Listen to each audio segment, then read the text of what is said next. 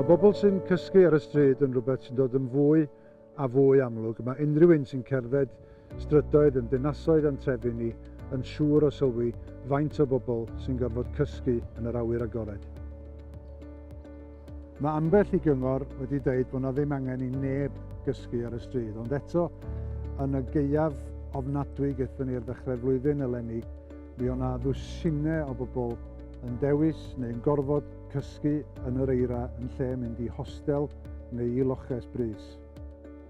Di bobl ddim yn wirion, mae yna resymau da iawn am wneud hyn. Felly beth sydd wir yn digwydd ar strydoedd Cymru? Pam fod bobl yn gwrthod mynd i hostel neu i loches nos? Pam fod y system yn methu?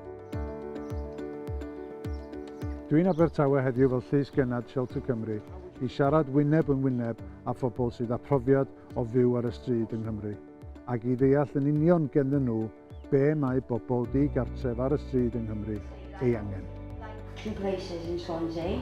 I know 2 emergency beds. Yeah, for the whole of Swansea and this arrested, which they have actually... Mae rhesymau am gysgu ar y stryd yn fater cymhleth, mae hynna'n wir.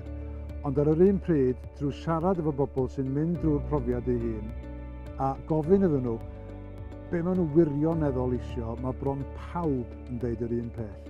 So be mae bobl wir isio di cartre sefydlog parhaol. Eich cartre chi yn dy lle gorau i ddelio efo unrhyw broblemau sydd efo chi. Heb gartre sefydlog, mae'n anodd iawn delio efo problemau alcohol, cyffuriau neu problemau iechyd meddwl.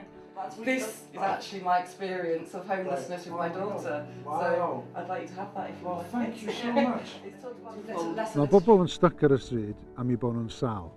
Felly mae rhaid ni droi'r system ar ei ben. Mae rhaid i bobl gael cartre parhaol fel y cam cyntaf at wella, nid y cam olaf.